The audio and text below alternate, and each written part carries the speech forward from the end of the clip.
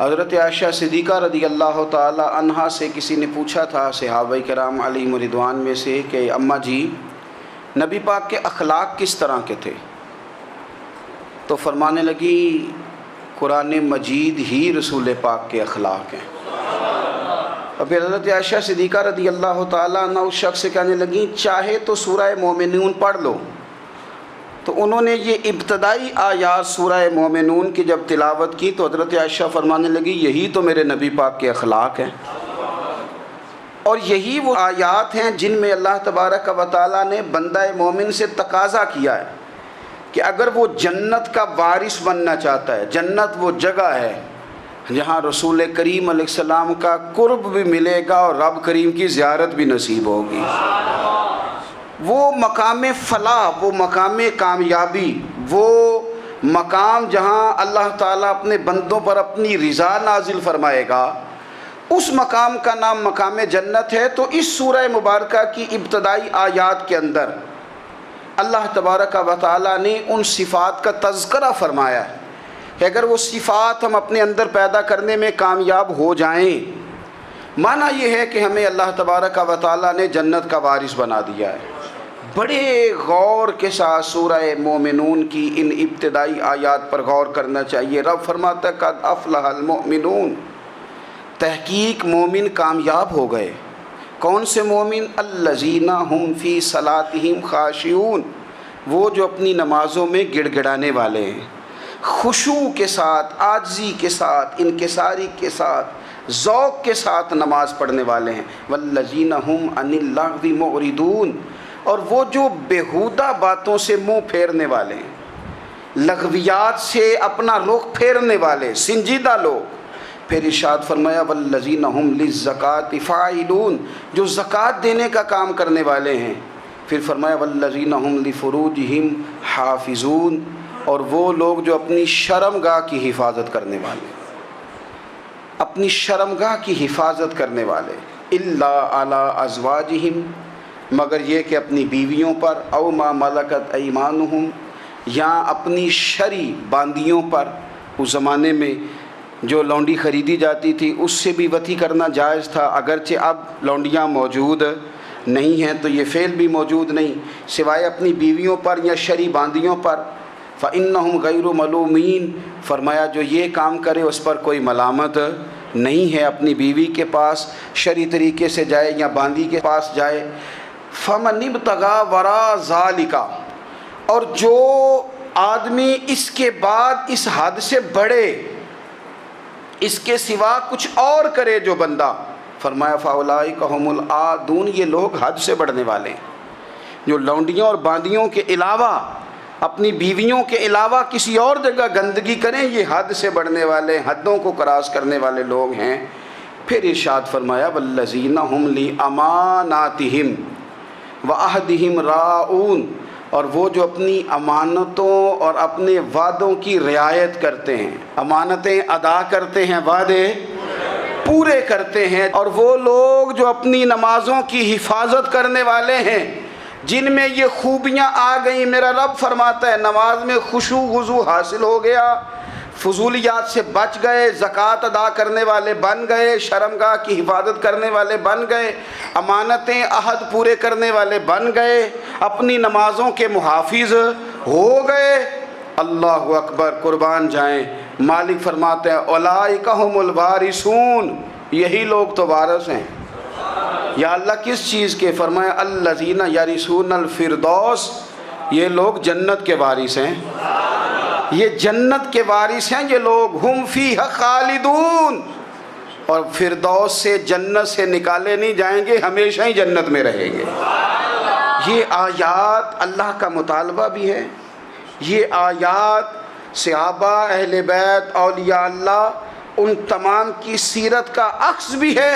اور سب سے بڑھ کر سیدہ عائشہ صدیقہ فرماتی ہیں یہی تو آیات ہیں جنہیں اچھی طرح سمجھ لو گے تو تمہیں مدینے والے کے اخلاق بھی سمجھ میں آ جائے گا، حضور کے اخلاق بھی تمہیں سمجھ میں آئیں۔ بڑے غور کے ساتھ سورہ مومنون کی ان ابتدائی آیات پر غور کرنا چاہیے۔ رب فرماتا ہے قد افلح المؤمنون، تحقیق مومن کامیاب ہو گئے۔ کون سے مومن؟ الذین هم فی صلاتہم خاشعون، وہ جو اپنی نمازوں میں گڑ گڑانے والے ہیں، خشوع کے ساتھ، عاجزی کے ساتھ، انکساری کے ساتھ، ذوق کے ساتھ نماز پڑھنے والے ہیں۔ دیکھیں قرآن نے یہ نہیں کہا شروع میں کہ وہ لوگ اپنی نماز پابندی سے پڑھتے ہیں، بلکہ فرمایا وہ نمازوں میں عاجزی کرتے ہیں، وہ نماز میں خشوع کرتے ہیں، خضوع کرتے ہیں۔ نماز ہم بھی پڑھتے ہیں، ڈھیر سارے لوگ ہیں جن کا یہ مطالبہ ہے کہ میرا نماز میں دل ہی نہیں لگتا۔ پہلی بات تو یہ ہے کہ دل نہ بھی لگے تو نماز پھر بھی پڑھنی ہے، اور دوسری بات یہ ہے کہ دل لگانے کو بھی تو کچھ انسان کے پاس چیزیں ہونی چاہیے نا، کوئی ضروریات ہوتی ہیں۔ سب سے پہلی بات یہ کہ مسئلہ نماز کا نہیں، مسئلہ اہمیت کا ہے۔ آپ نے اللہ تبارک و تعالیٰ کی ذات کی، رب کریم کے جلالت کی جتنی زیادہ اہمیت اپنے دل میں محسوس کر لی، اتنا ہی نماز کی طرف توجہ آپ کی بڑھ جائے گی۔ آپ سادی سی مثال ہے، غور کر لیں، جتنا آپ اپنے استاد کو پروٹوکول دیتے ہیں، جتنی عزت کرتے ہیں، اتنا ہی وقت پہ آپ ان کے پاس پہنچ بھی جاتے ہیں۔ اگر آپ کے دل میں اہمیت نہیں ہے تو آپ ٹال دیں گے، اور جس استاد کی اہمیت ہے اس کے فون کی گھنٹی بجتے ہی فون بھی اٹھایا جائے گا، اور بات پوری مکمل بھی نہیں ہوگی تو کہا جائے گا جیسے آپ کہیں گے، اور جو وقت وہ دیں گے ان سے 10 منٹ پہلے پہنچنے کی کوشش بھی کی جائے گی۔ بس سمجھ لیں دل لگنے نہ لگنے کا مسئلہ نہیں، اہمیت کا مسئلہ ہے۔ آپ جتنی اپنے مالک کی بارگاہ کی اہمیت سمجھ لیں گے، اتنا ہی وقت پہ مسجد آئیں گے، اتنا ہی شوق سے نماز پڑھیں گے۔ دوسری بات، نماز کے ترجمے پہ غور کریں۔ آپ یقین کریں اگر نماز کا ترجمہ ہمیں آ جائے نا تو ہمیں تو یوں لگے کہ ہم تو اپنے مالک کی بارگاہ میں عرض و معروض کرنے حاضر ہوئے ہیں۔ یہ سورہ فاتحہ ہی دیکھ لیں آپ، حضور فرماتے ہیں، رب فرماتا ہے سورۃ فاتحہ آدھی میری ہے آدھی میرے بندے کی ہے۔ جب اس نے کہا الحمدللہ رب العالمین الرحمن الرحیم مالک یوم الدین ایاک نعبد و ایاک نستعین، جب یہاں تک وہ لفظ کہتا ہے تو یہ حصہ میرا تھا۔ اس نے اپنے رب کی تعریف کی، اور جب کہا نا اس نے اہدنا الصراط المستقیم، اب بندے نے التجائیں شروع کر دی۔ اس نے کہا کہ مالک بھی تو ہے، رحمان بھی تو ہے، رحیم بھی تو ہے، عبادت بھی تیری کرتے ہیں تو مدد بھی تو تجھی سے مانگنی ہے نا، اب مہربانی فرمانا اہدنا الصراط المستقیم، ہمیں سیدھا راستہ دکھا دے، صراط الذین انعمت علیہم، ان لوگوں کا راستہ دکھانا جن پر تو نے انعام کیا ہے، غیر المغضوب علیہم ولا الضالین، ان کے راستے پہ نہ چلانا جن پر تیرا غضب ہوا، جو گمراہ ہو گئے ان کے راستے۔ تو نماز میں جب ترجمے پر آپ کا غور ہوتا ہے تو آپ کا تو دل خود بخود لگ جاتا ہے، شوق بڑھ جاتا ہے آپ کا۔ تو اتنی چیزیں ہم زندگی میں یاد کرتے ہیں، تو اگر ترجمہ بھی نماز کا یاد کر لیں اور پھر شوق سے پڑھیں تو آپ یقین کریں طبیعت کھنچی چلی آئے گی۔ ہمارے ہاں کچھ لوگ نماز پڑھتے ہیں پر بڑی لاپرواہی سے پڑھتے ہیں، کبھی ادھر دیکھتے ہیں کبھی ادھر دیکھتے ہیں، کبھی بال سہلاتے ہیں۔ وہ میں نے دیکھا ہے سجدے جا رہے ہیں تو سیانے سیانے بندے کبھی کپڑے کو چھیڑ رہے ہیں کبھی جگہ کو چھیڑ رہے ہیں۔ میرے نبی کریم صلی اللہ تعالیٰ علیہ وسلم نے فرمایا ان لوگوں کا کیا حال ہے جو اپنی نماز میں نظریں آسمان کی طرف اٹھاتے ہیں، رکوع سے اٹھے تو اوپر دیکھنا شروع کر دیا، کیا حال ہے ان کا۔ اور پھر حضور نے ایک موقع پر تو سختی فرمائی، فرمایا جو نماز پڑھتے اپنی نظریں آسمان کی طرف اٹھاتا ہے وہ باز آ جائے، ورنہ ایسا نہ ہو کہ رب اس کی آنکھیں ہی چھین لے، وہ باز آ جائے اس کام سے۔ خشوع کے ساتھ نماز پڑھے، عاجزی کے ساتھ نماز پڑھے، اس کا دل لگا ہوا ہو نماز کے اندر۔ میرے نبی پاک صلی اللہ تعالیٰ علیہ وآلہ وسلم کے غلام حضرت انس بن مالک رضی اللہ تعالیٰ عنہ فرماتے ہیں کہ رسول پاک صلی اللہ علیہ وسلم نے مجھ سے فرمایا تھا کہ بیٹے نماز میں ادھر ادھر دیکھنے سے بچو، کیونکہ فرمایا نماز میں ادھر ادھر توجہ کرنا یہ بندے کو ہلاک کر دیتا ہے، ہلاکت ہے اس میں اگر تم نے ادھر ادھر توجہ ہوگی۔ نماز تم مالک کی بارگاہ میں کھڑے ہو اور تم دیکھ ادھر ادھر رہے ہو، تو ایک تو نماز عاجزی کے ساتھ۔ پھر فرمایا والذین ہم عن اللغو معرضون، وہ لوگ جو فضول باتوں سے لغویات سے اپنا منہ پھیر لیتے ہیں، فضولیات سے۔ ہمارے ہاں نا بہت سارے لوگ ایسے ہیں جو بلا وجہ ان چیزوں میں دلچسپی لیتے ہیں جو ان کے مطلب کی نہیں ہے، ان کے مطلب کی مطلب آپ کسی سے ملیں کہتے ہیں کیا حال ہے، ٹھیک ہے جی، بچوں کا کیا حال ہے، ٹھیک ہے، بچے کتنے ہیں؟ تو بھئی آپ کو جب پتہ ہی نہیں تھا کتنے ہیں تو حال کیوں پوچھا آپ نے؟ آپ کرتے کیا ہیں؟ آپ کا بڑا بھائی کیا کرتا ہے، چھوٹا بھائی کیا کرتا ہے، ابا جی کیا کرتے ہیں؟ بھئی آپ کے مطلب کی بات نہیں، آپ مطلب کی مقصد کی بات کریں، بے مقصد باتوں میں الجھنے کی ضرورت نہیں ہے۔ دیکھیں، اپنا ادارہ میں چلاتا ہوں، اپنا گھر آپ چلاتے ہیں، اپنی ڈیوٹی آپ کرتے ہیں، آپ کو زیادہ بہتر پتہ ہے کہ آپ اپنا گھر کیسے چلا رہے ہیں، مجھے زیادہ بہتر پتہ ہے کہ میں مدرسہ مسجد، مجھے زیادہ بہتر پتہ ہے اس کے اندر کون سی اصطلاح کس طرح کرنی ہے، یہ مجھ سے زیادہ بہتر کوئی بندہ جانتا نہیں۔ اب ہم کیا کرتے ہیں، جب ہم دوسرے کے کام میں مداخلت کرتے ہیں تو دو نقصان ہوتے ہیں، ایک تو اس کے ساتھ ہمارا رائے کا اختلاف ہو جاتا ہے، اور دوسرا ہمارے اپنے بہت سارے کام رہ جاتے ہیں، کیونکہ ہماری توجہ ہی دوسرے کی جانب تھی، اپنے بڑے سارے کام رہ جاتے ہیں۔ اس لیے بہت ساری ایسی چیزیں ہیں جن میں بلا وجہ کوئی مقصد نہیں۔ ہم پرانے لوگوں سے باتیں سنا کرتے تھے، ہمارے بزرگ کہا کرتے تھے جڑے پنڈ جانا نہیں، جڑے پنڈ جانا نہیں اودا راہ پوچھنے دی کی لو۔ لغویات میں نہ الجھیں، فضولیات میں نہ الجھیں، یعنی ٹو میں رہنا، ٹو میں۔ آپ یقین کریں، میں نے پرسنلی طور پہ اس چیز کو محسوس کیا ہے کہ ہمارے بہت سارے اہم حقوق صرف اس لیے مس ہوتے ہیں کہ ہماری اپنے سے زیادہ توجہ سامنے والے پہ ہوتی، سامنے والے۔ میں نے دیکھا بڑے بڑے عجیب سوال اور بڑے بڑے انوکھے سوال، مطلب یہ کہ اتنی لمبی چوڑی، اور لوگوں کو بڑا پتہ ہوتا ہے یہ فلاں آدمی جو ہے اس کے بچے کتنے ہیں، وہ بیاہ کہاں پہ ہیں، کس کس علاقے میں ان کی شادیاں ہوئی ہیں۔ اتنی تفصیلات کی ہمیں ضرورت نہیں ہے، ہم سے تو ہمارے بارے میں پوچھا جائے گا، تو ہمیں اپنا معاملہ بڑا صاف ستھرا۔ دیکھیں کیا سونی بات کی مدینے والے رسول نے، قربان جائیں حضور کے جملوں پر۔ ایک شخص نے پوچھا حضور سونا اسلام کون سا ہے، خوبصورت مسلمان کون ہے؟ تو نبی پاک صلی اللہ علیہ وسلم نے فرمایا وہ خوبصورت مسلمان ہے جو بات اس کے مقصد کی نہیں، بے معنی ہے، وہ بات وہ چھوڑ دے۔ بے مقصد باتوں سے الجھنا جو بندہ چھوڑ دے وہ مسلمان بڑا سونا مسلمان ہے۔ ہم کمزور اس لیے ہوتے ہیں کہ ہماری توجہ زیادہ دوسروں کی باتوں پر پڑتی ہے۔ پھر فرمایا والذین ھم للزکاۃ فاعلون، وہ لوگ جو زکوٰۃ دینے کا کام کرتے ہیں، صدقات کرتے ہیں، خیرات کرتے ہیں، وہ کامیاب ہو جاتے ہیں۔ پھر فرمایا والذین ھم لفروجہم حافظون، وہ جو اپنی شرمگاہ کی حفاظت کرتے ہیں۔ نوجوان میری بات پر توجہ کریں، فرمایا وہ لوگ جو اپنی شرمگاہ کی، والذین ھم لفروجہم حافظون، وہ لوگ جو اپنی شرمگاہ کی حفاظت کرتے ہیں۔ حضور غوث پاک رضی اللہ تعالیٰ عنہ فرمایا کرتے تھے دو چیزیں انسان اپنی سنبھال لینا، ایک پیٹ اور ایک شرمگاہ، تو فرماتے تھے ولایت اس کے بڑی قریب آ جاتی۔ ہم نہ ان لذات میں الجھ جاتے ہیں۔ سیانے سیانے بندے روٹی کمر سیدھی کرنے کے لیے کھانی چاہیے، زبان کے ذائقے کے لیے نہیں کھانی چاہیے۔ یہ زبان کا ذائقہ لگ جائے یہ کہیں کا نہیں چھوڑتا انسان کو۔ اپنی شرمگاہ کی جو لوگ حفاظت کر لیتے ہیں، کوئی بڑے سے بڑا گناہ کرنے سے بھی بندہ کافر نہیں ہوتا، بندہ کفر کرنے سے کافر ہوتا ہے۔ گناہ بڑے سے بڑا کرنے والا بھی گناہ گار ہے، کافر نہیں۔ لیکن بعض گناہ ایسے ہیں جو جس وقت بندہ کر رہا ہوتا ہے اس وقت وہ مومن نہیں ہوتا۔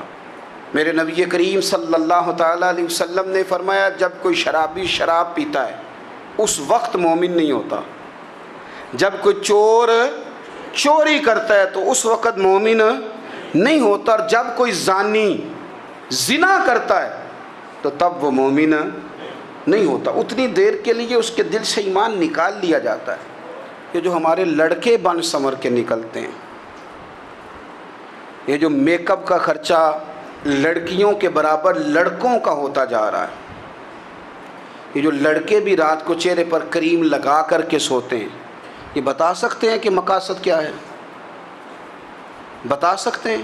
یعنی بچے بھی بغیر شیمپو کے بال نہیں دھوتے، مثلا کیا کرنا ہے آپ نے اس کا؟ بڑی بڑی قیمتی چیزیں جو ہیں وہ آپ نے رکھی ہوئی ہیں، مقصد کیا ہے؟ یہ جو ہمارے بچے بن سنور کے نکل رہے ہیں تو کیا دعوت دے رہے ہیں سوسائٹی کو؟ شارٹ نکرے پہن کے جو نکلے ہوئے ہیں اریاں لباس پہن کے نکلے ہوئے. اقبال نے کہا تھا دیار مشرق ہوس میں غلطاں، شباب اریاں شراب اسیاں، جسے بھی دیکھو غری کے اسیاں. ہم ایسی تہذیب کیا کریں گے؟ شباب اریاں، تم نے اپنی جوانی ننگی کر ڈالی ہے ساری معاذ اللہ.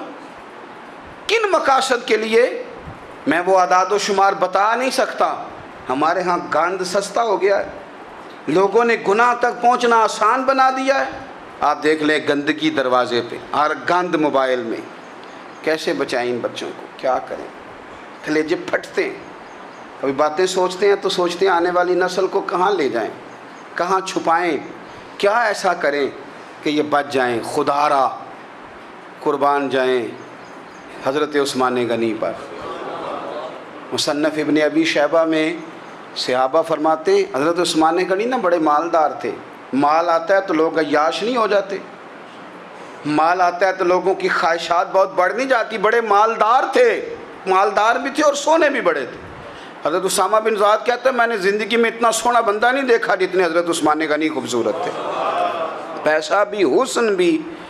لیکن فرماتے ہیں کہ حضرت عثمان غنی سب سے بڑھ کر اپنی شرمگاہ کی حفاظت کرنے والے اور سب سے بڑھ کر صلہ رحمی کرنے والے، رشتہ داروں سے اچھا سلوک کرنے والے، حیا والے، شرم والے، پاکیزگی والے. آپ کا ذہن ہے، آپ صبح اٹھتے ہی ذہن بنا لیں کہ میں نے آج اتنا سبق پڑھنا ہے، آج اتنی تفسیر دیکھنی ہے، اتنی عبادت کرنی ہے، فلانی نعت میں نے دیکھنی ہے، فلاں خیر کا کام کرنا ہے، فلاں آدمی کے ساتھ نیکی کرنی ہے. صبح ذہن بنا لیں، آپ کا ذہن وہی کام کرنے لگے گا. لیکن اگر صبح اٹھتے ہی ذہن میں گندگی ہے، رات کو سوتے ہی معاذ اللہ ذہن میں وسوسے ہیں، تو پھر سارا دن وہی چکی چلے گی، وہی انداز رہے گا. تھوڑا سا آپ کو اس کی نگرانی کرنی ہے. تھوڑا سا فحاشی اریانی یہ تیزی سے پھیل رہی ہے، تیزی سے گندگی لوگ کشید کر کے لاتے ہیں. اور حیا کا مطلب صرف اتنا ہی نہیں ہے آپ زنا اور بدکاری سے بچیں، آپ اپنی زبان کو بھی حیا والا بنائیں. کوئی کچا کمزور جملہ، گندی بات، گالی کبھی بھی زبان پہ نہ آئے. آپ کا انداز حیا والا ہو. بے باک ہو جانا، بے باک بولنا، میں باریکی سے اس بات کو سمجھتا ہوں اور میں آپ کو بہت ساری بزرگوں کے ارشادات کا نچوڑ عرض کرنے لگا ہوں. آپ اپنا ذہن صاف کر لیں، آپ کے بہت سارے کام ویسے ہی صحیح ہو جائیں گے. چونکہ ہمارے دین کے اندر زیادہ اجر نیتوں اور ارادوں پہ ملتا ہے. آپ کے جو اندر کی پاکیزگی ہے وہ بہت سارا فضل لاتی ہے اللہ کا. اور اگر دل ہی ناپاک ہو، ذہن ہی ناپاک ہو، تو وہ خیر کی چیزیں کس طرح کر کے داخل ہوں گی؟ اپنی شرمگاہ کی قربان جائیں. نوجوانوں ذرا غور کرنا. میرے نبی کریم صلی اللہ تعالیٰ علیہ وسلم کے بارے میں حضرت عائشہ صدیقہ فرماتی ہیں کہ عرب کی کنواری لڑکیاں بڑی حیا والی ہوتی تھیں، لیکن اللہ کے پیارے رسول صلی اللہ علیہ وسلم عرب کی کنواری لڑکیوں سے بھی بڑھ کر حیا والے تھے. یہ ہمارے بچے مذاق میں ہمیں کئی دفعہ کہتے ہیں شادی کرا دو، شوگل میں کہہ دیتے، ابا کو کہہ دیتے ہیں، ابا کو نہیں منہ پہ آ کے کہہ دیتے ہیں، کہتے ہیں یہ بڑا بھائی مصیبت بن گیا، یہ ہٹے گا تمہاری باری آئے گی. آپ کچھ ایسی باتیں کر رہے ہیں، کچھ ایسے انداز آپ اختیار کر رہے ہیں جو وزادار لوگ کرتے نہیں. شرم و حیا سے وہ چیزیں ڈھل جاتی ہیں جو باتیں ہمارے بچوں کی زبانوں پر بے باکی کے ساتھ آنے لگی ہیں. اور میں آپ کو ایک عقلی بات عرض کرتا ہوں، آپ اپنی زبان سے جو جملے خود ادا کرتے ہیں وہ جملے آپ کے دل پر بھی اثر کرتے ہیں. اگر آپ غلط بات بار بار کریں گے تو آپ کا دل بھی غلط بات کی طرف مائل ہو جائے گا. آپ 10 بار 15 بار 20 بار کوئی خیر کی بات کریں، خیر کی، تو آپ دیکھیں کہ آپ کا دل بھی خیر کی طرف مائل ہو جائے گا. آپ خیر کی باتوں پر اپنے آپ کو لائیں، اچھی باتوں پر اپنی توجہ لائیں، آپ کا دل بھی اچھائی کی طرف مائل ہو جائے گا. کفل کا ایک واقعہ ترمذی میں ملتا ہے. ایک شخص کفل نام کا تھا بنی اسرائیل میں. ایک عورت مجبور تھی، اس کے بچے بھوکے تھے، تو کفل نے اسے مائل کر لیا کہ تو میرے ساتھ گناہ کرے گی تو پھر میں تیرے بچوں کی روٹی تجھے دوں گا. تو وہ عورت پہلے تو بیچاری نہ مانی، لیکن بچوں کی بھوک دیکھ کے مجبور ہو گئی. جب کفل کے قریب گئی نا وہ عورت، اس نے دروازے سارے بند کر لیے. ترمذی شریف میں اس کا واقعہ موجود ہے. چاروں جانب سے بند ہو گیا سارا کچھ. لیکن جب وہ کفل کہتا ہے میں اس بی بی کے پاس جانے لگا تو عورت کا وجود کانپتا تھا. جس بندے کو گناہ کی طرف جاتے اس کی طبیعت میں ہیجان پیدا ہو تو معنی یہ ہے کہ ابھی ذہن پورا غلیظ نہیں ہوا, ابھی طبیعت پوری گندی نہیں ہوئی, ابھی ایمان کی بہت ساری قسمیں موجود ہیں, عورت کا وجود کانپتا ہے. تو کفل کہتے ہیں کہ میں نے اسے کہا کہ سارے دروازے بند ہیں, ڈرتی کیوں ہے؟ تو کہنے لگی ڈرتی اس لیے ہوں کہ سارے دروازے بند نہیں ہوتے, ایک دروازہ کھلا ہے اور وہ دروازہ رب قدیر کا دروازہ ہے, اسے کیسے بند کیا جا سکتا ہے؟ تو کہتے ہیں جب اس نے یہ لفظ کہے تو مجھ پر بھی بات کا اثر ہوا, مجھ پر. تو میں نے کہا کہ اگر تو عورت ہو کہ رب سے اتنا ڈرتی ہے تو مجھے تو اس نے مرد بنایا ہے, تو مرد تو ہوتا ہی وہ ہے جو اپنے آپ پر کنٹرول کر سکے. تو اب نہ معاملہ آگے جائے گا, اب یہاں بات رکے گی نہیں, جا میں تجھے آزاد کرتا ہوں. عورت گئی, اس نے توبہ کی کفل نے, اور رات رو کے کہنے لگا مالک آج میں نے توبہ کی ہے تو میرے اوپر مہربانی کرنا, میری توبہ ٹوٹنے نہ پائے. رات اس نے توبہ کی, رات ہی انتقال ہو گیا. لوگوں کو پتہ تھا بڑا بے حیا ہے, بد کردار ہے, گناہ گار ہے, شاید لوگ اس کا چہرہ دیکھنے بھی نہ جاتے, پر مالک کریم ہے نا. حضور فرماتے ہیں سویرے اس کے دروازے پہ لکھ دیا اللہ نے, لوگوں رب نے کفل کے سارے گناہ معاف کر دیے ہیں. اس کے دروازے پہ لکھ دیا گیا. جب آپ اپنی حفاظت کرنا چاہتے ہیں تو اللہ پھر اسباب بھی پیدا کر دیتا ہے. اپنی شرمگاہ کی, اپنی نظر کی آپ خوب حفاظت کریں. اور میں آپ کو ایک بات عرض کروں, ایک بندے کے باحیا ہو جانے سے نا, ایک بندے کے ٹھیک ہو جانے سے اس کے دائیں بائیں بے شمار لوگ ٹھیک ہو جاتے ہیں. نہ چاہتے ہوئے بھی آپ کی نیکی کا اثر آپ کے دوستوں پہ پڑتا ہے, نہ چاہتے ہوئے. اور ایک بندے کے بگڑ جانے سے اس کے دائیں بائیں بہت سارے لوگ بگڑ جاتے ہیں, بہت سارے لوگ بگڑ جاتے ہیں. آپ اگر اپنے لب و لہجے پر یہ پابندی لگا سکیں اور اپنے آپ کو اگر آپ سنبھال سکیں تو پھر یاد رکھیے گا بڑی ساری چیزیں بہتر ہو جائیں گی. کچھ چیزیں ایسی ہوتی ہیں جو ہم نہ فراخ دلی سے بانٹتے ہیں, اور کچھ چیزیں ایسی ہوتی ہیں جو مجبور ہو کر ہم دیتے ہیں. کئی دفعہ ایسا ہوتا ہے کہ سامنے والا کچھ زیادہ تکلیف میں ہوتا ہے اور ہمارے پاس بھی وسعت نہیں ہوتی, لیکن زیادہ اجر اسی بندے کو ملتا ہے جو تھوڑی تکلیف برداشت کرے اور سامنے والے کی تکلیف کو دور کرے. مدینہ منورہ میں نا قحط پڑ گیا تھا, غلہ نہیں ملتا تھا, تو قحط کے زمانے میں لوگ نا پھر چیزوں کو مہنگا کر کے بیچتے ہیں. ہمارے ہاں ایک طرف چینی کی لائنیں لگی ہوتی ہیں, دوسری طرف چھاپا پڑتا ہے, پورے کے پورے گودام بھرے ہوئے نکل آتے ہیں. لوگ مصنوعی قلت پیدا کر دیتے ہیں. حضرت عمر فاروق رضی اللہ تعالیٰ عنہ کے زمانہ نور میں قحط پڑ گیا تھا, گندم کا دانہ اس طرح ہو گیا تھا جس طرح سونا ہے.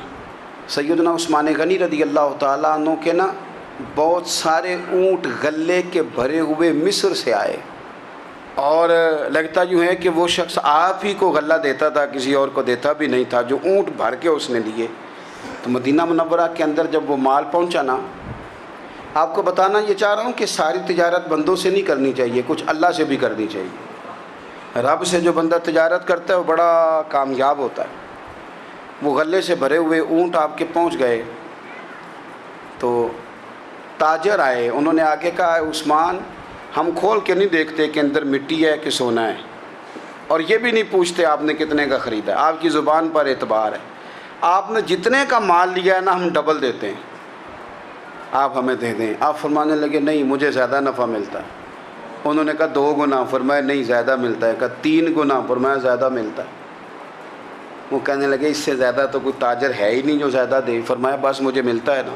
کہا کتنا ملتا ہے؟ فرمانے لگے لگتا ہے کہ اگر وہ تاجر زیادہ کرم نوازی کرے تو 700 گنا تو دے گا ہی, اور باقی کریم ہے. انہوں نے کہا جی نہیں اتنا نہیں ہم دے سکتے, پھر آپ بیچ لیں.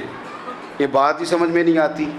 لوگ چلے گئے تو حضرت عثمان غنی مال اٹھا کے مسجد کے دروازے پہ لے گئے, جا کے کہنے لگے اے عمر اعلان کر دیں جس غریب کو گندم کی ضرورت ہے, آسانی کے دور میں نہیں دقت کے دور میں, جب لوگوں کو مل نہیں رہی چیز, جس کو ضرورت ہے وہ آئے اور آ کے لے جائے۔